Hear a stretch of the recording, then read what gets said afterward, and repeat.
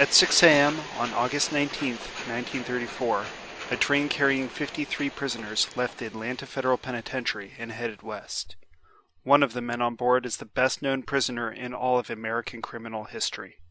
His name is Alphonse Gabriel Capone. The public knows him as Al Capone. Capone has been at the Atlanta Federal Penitentiary since May of 1932 and has served 2 years of an 11-year prison sentence, 10 years for income tax evasion, and 1 for contempt of court. Now he finds himself in a heavily guarded railroad car with his hands handcuffed and his legs shackled. 10 months earlier, Homer Cummings, the Attorney General of the United States, had announced on the radio that Al Capone would be one of the first prisoners sent to a new maximum security prison on an island called Alcatraz in San Francisco Bay. Capone had a lot of time to reflect as he sat on that train. He may have been thinking back to his days in Brooklyn, New York, where he was born on January 17, 1899. Al was the fourth of 9 children born to parents who had immigrated to the United States from Italy. His father owned a combination pool hall, bowling alley, and barber shop. His mother did the best she could to look out for her family, but they lived in a tough neighborhood. Al belonged to local gangs and was always getting into fights. One of those fights left him with 5 knife scars on the left side of his face. In later years, some would refer to him as Scarface, but never to his face. Al went to public school until he reached the 6th grade, when he dropped out to work in a box factory. There he met a girl named May Coughlin. Al and May married in 1918 and had a son, Albert Francis. They called him Sonny. After Sonny's birth, Al went to work as a bouncer in a Brooklyn nightclub. Shortly after that, he took a similar position in Chicago, working for his old friend, Johnny Torrio.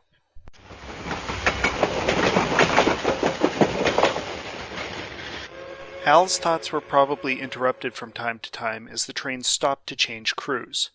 The route was supposed to have been a secret, but there were crowds at every stop watching for the train to go by. One prisoner on that train, a man named Rui Eaton, would later say that people along the route were all yelling out, "Which one is Capone? Which one is Capone?" A year earlier, 5 people had been killed at a train station at Kansas City, Missouri, by men trying to free a prisoner headed for Leavenworth Penitentiary. Because of that incident, officials had done their best to make this transfer as secure as they could, so the crowds that lined the railway were an embarrassment to them. But as they would soon find out, when it came to Al Capone, there was no way to keep secrets.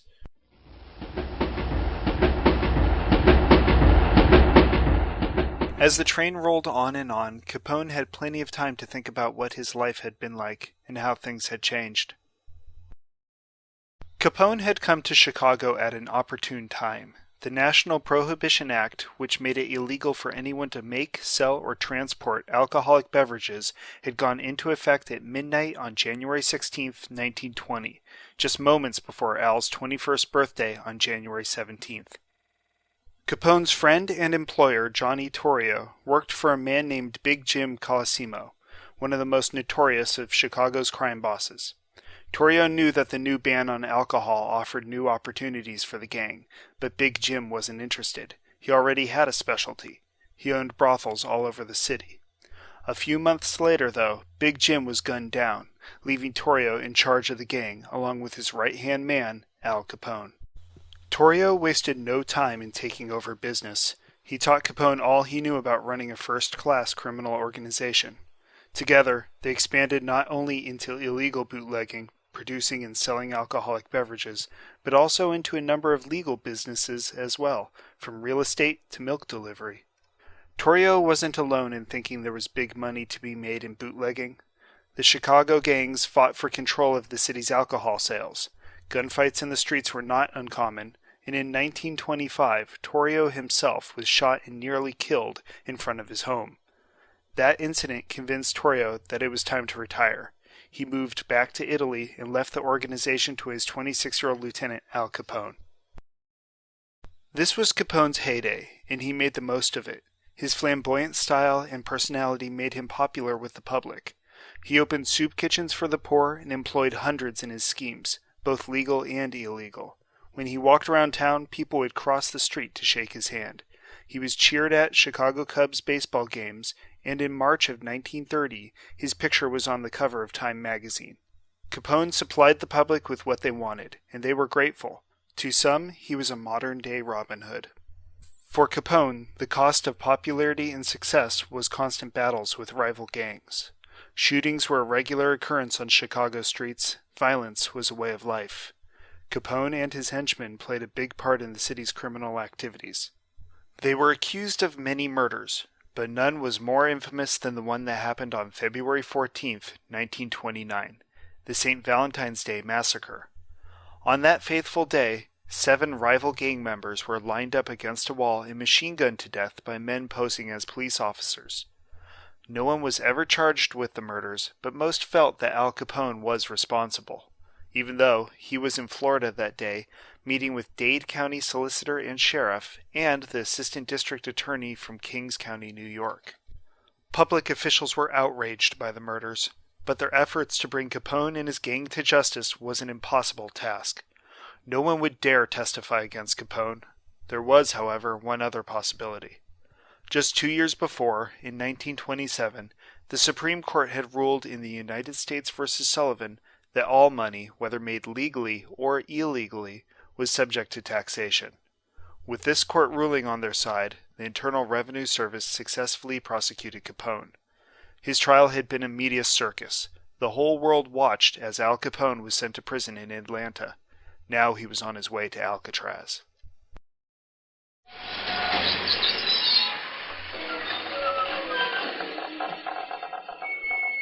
For 3 days Capone sat on that stuffy train. Now nearing arrival, the train pulled into a small railroad yard north of San Francisco near a seaside village called Tiburon.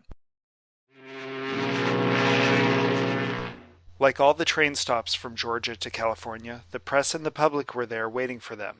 But Capone and the other prisoners never got off the railroad car, even though they had come to the edge of San Francisco Bay.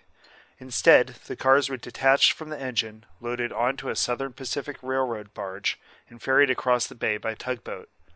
Coast Guard vessels kept boats filled with reporters and spectators away as the floating cars made their way across the bay. Capone couldn't see very well out the windows. They were covered with bars, but he knew they were getting near the island prison of Alcatraz. Today, visitors to Alcatraz tie up at the same dock where Al and his fellow prisoners finally arrived. 53 of them in all. Before the prisoners came ashore, their leg irons were removed and they were handcuffed to one another in pairs. After days cooped up on the train, they emerged 2 by 2 into the sunlight and were marched up the hill to the back of the island and escorted up the steps to the recreation yard. They were taken to the cell house, identified, and assigned a number. Al Capone was number 85. From there, the prisoners were marched downstairs to the shower room, examined, given uniforms, and escorted to their cells.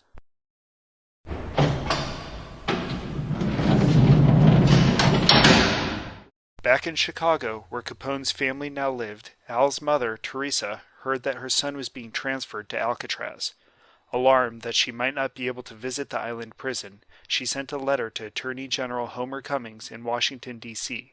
In it, she said, "During all of the time my son, Alphonse Capone, was incarcerated in the federal prison at Atlanta, his wife and myself were permitted to visit him in compliance with the rules of that prison. We desire to visit him at the prison at which he is now confined, namely the Alcatraz, located in the Pacific Ocean." The first cell Capone occupied at Alcatraz was number 433, located at the end of C Block, the last cell on the second tier near the recreation yard door. Then, sometime after February 1935, he was moved to cell number 181, fourth from the end of the second tier of B Block at the northwest corner of the cell house near the stairs coming up from the shower room. There, he enjoyed a coveted view of San Francisco Bay. Today, visitors to the prison can be confused by the numbers on the cells. That's because, over the years, the cell house has had 3 different numbering systems. The first was put in place by the Army, who used the island to defend San Francisco Bay. The second was devised by James Johnston, who was the warden of the newly created federal prison when Capone arrived in 1934. More recent is a system used by Warden Edwin Swope, which began in 1948. Hollywood has also played a part in the confusion.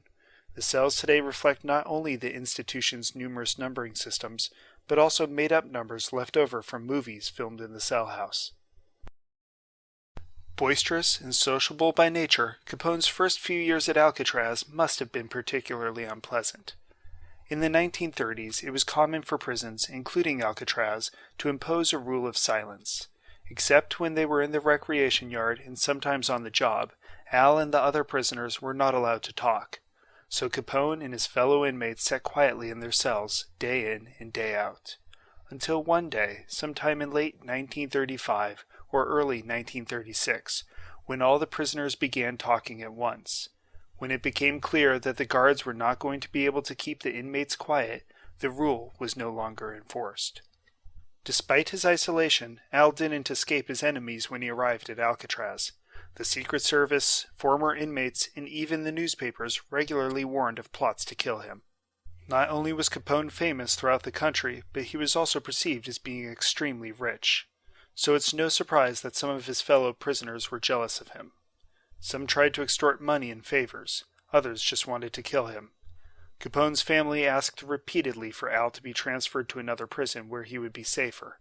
But no matter how many times they were asked, the Bureau of Prisons always denied the request.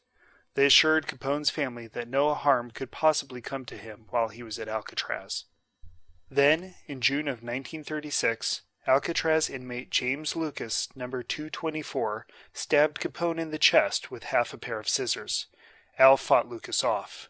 He had been stabbed a number of times, but the injuries were not life-threatening.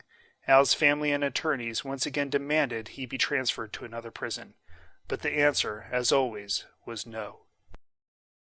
When Al wasn't defending himself from other inmates, he spent time in his cell reading, practicing the mandolin, and even writing music.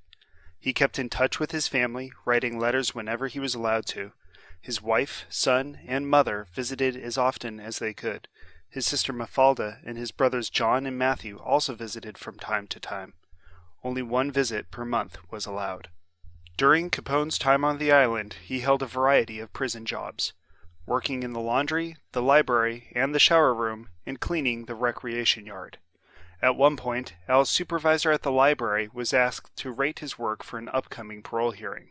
The library supervisor said that Al was a good worker and that his only shortcoming was that he offered his advice too often. The entire time Al was in prison, the public was constantly sending him letters. Some offered personal advice or concern about his religious faith. Others asked for money or suggested business opportunities. People wanted Al to sign book deals, write clever sayings for tombstones, even design cattle brands. Warnings of plots came from other convicts, as did threats and attempts at blackmail.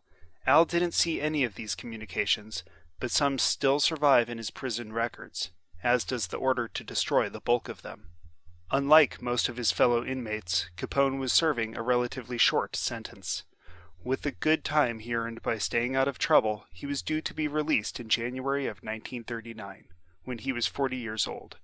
In fact, one of the books he checked out of the library was called Life Begins at 40. His records show that he read a wide variety of useful books, including Practical Flower Gardening, Brazilian Adventures, and Sailing Alone Around the World. As the years passed, Al did get into a few fights, and was once sent to solitary confinement for 8 days, but in general he seemed to be trying to live as quietly as possible. On February 5, 1938, however, less than a year before his release, things began to change. A memo written by Associate Warden E.J. Miller reported that Capone had begun the day by putting on the wrong clothes. He was sent back to change. Then, after breakfast, Al became confused as he tried to make his way back to his cell and needed to be escorted by a guard. Miller wrote, "After we let the men go out to work, I went up to Capone's cell and talked to him to see what was the matter with him and what explanation he had for his actions. He was sitting on the toilet, and in response to my questions, all I could get were indistinct, incoherent mumblings. At about 8:15, Mr. Amende, cell house officer, called me and said that Capone had thrown a fit in his cell. I went to Capone's cell and found he was laying on the floor and appeared to be in a hysterical fit of some sort. I immediately sent for the doctor, and when Dr. Hess came and put him on the bunk and examined him, he said we had better take him to the hospital. Capone was taken to the prison hospital that day, but as time went by, things didn't seem to get any better. After 2 days of observation, prison physician Dr. George Hess wrote this note in the hospital's clinical record book. Patient doesn't need his food. Says he just doesn't care for any. Had a very restless night. Asked several times if his son was all right. Has a silly grin on face. Made and remade his bed several times during the night. Seems somewhat disoriented as to time and place. Very pleasant, but is beginning to get a little boisterous. Even with all the security of a federal penitentiary, Alcatraz couldn't keep a story about Al Capone from the press. Almost immediately, the newspapers were printing stories about his condition. They said Al had been reduced to wearing a straitjacket, a claim officials denied, though records do show he was occasionally held in bed with restraining sheets, and that he had spent day after day foolishly making and unmaking his bed, exactly as Dr. Hess had written. Eventually, the Department of Justice responded with a press release that simply read, "It was announced at the Department of Justice today that on February 5th, 1938, Alphonse Capone, an inmate of the United States Penitentiary at Alcatraz, became ill, and since that time he has been confined in the prison hospital on the island. He is still under observation, but the doctors have not made a definite diagnosis of the case." Actually, prison officials had always known that Capone had a potentially serious medical condition. He was infected with syphilis, a sexually transmitted disease that's easily treated today, but at the time was incurable. Prison doctors had offered treatment in the past, but without any overt symptoms, Capone felt he didn't need the help. This time, though, it was obvious that he was becoming very ill. Again, Capone family members tried to have Al transferred to another prison, but as before, the Bureau of Prisons would not allow it. They felt Capone's illness could be adequately handled at Alcatraz. Their plan was to use a new treatment pioneered by an Austrian neurologist who had found that high fevers induced by malaria and then controlled by quinine sometimes helped stop the mental deterioration of patients with advanced syphilis. In their efforts to cure Capone's syphilis, they gave him malaria. A hospital report from October 1938 says, For your information, the following psychiatric report is submitted on the above-named inmate. This man was injected with blood from a patient with quartan malaria and had 9 chills at irregular intervals. For a while they came daily. On one occasion there were no chills for 5 days. The temperature was as high as 104.5 and 105. At the time of his last chill, he had a violent convulsive seizure, and it was felt that it might be the end of him. Capone survived, but the radical treatment left him physically weak and his mental condition continued to deteriorate. Some days Al was happy and talked of helping the poor when he got out of prison. Other times he attacked the staff and inmates or tore up his clothes. Letters to his wife and son talked about how they'd all be together soon and how there'd never be any more grief for the family. But deep down, Al must have known what his family already knew, that he was becoming desperately ill. Despite all the mood swings and problematic behavior, Al had accumulated enough good time to reduce his sentence from 10 years to less than 7. But he still had 1 more year to serve for an earlier contempt of court conviction, when he failed to show up for a Chicago grand jury investigation of his tax records. Under normal circumstances, he would have been transferred to Cook County in Illinois. But because of his declining health, and because Chicago officials were wary of having Capone return to his old stomping grounds, officials arranged instead for him to be transferred to a federal prison called Terminal Island near Long Beach, California. Dr. George Hess, who had treated Al at Alcatraz, had transferred there earlier. On January 6, 1939, Capone arrived at Terminal Island Federal Correctional Institution with the following personal property: 93 photos, 1 string of rosary beads, 1 leather case, 5 religious medals, 5 letters, 3 copies of letters, 1 telegram copy, 4 greeting cards, and 5 religious photos. His mugshot looks as if he's wearing a straitjacket. At Terminal Island, Al's condition went from bad to worse.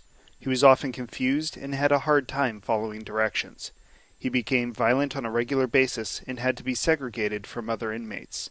He was ultimately released a few months early on November 4th, 1939. They transported him by train to Lewisburg Federal Penitentiary in Pennsylvania. There he was held for 1 day, then released to his relatives at a prearranged rendezvous point near Gettysburg, Pennsylvania. The family took Capone directly to Union Memorial Hospital in Baltimore for treatment. Al was so happy to be with his family and so appreciative of his treatment at Union Memorial that he donated a cherry tree. It still grows on the hospital grounds today. After his treatment, Al returned to his Florida mansion, but never really recovered. In fact, Al's close friend, Jake Greasy Thumb Guzik, was reported to have said after a visit that Al was as nutty as a fruitcake.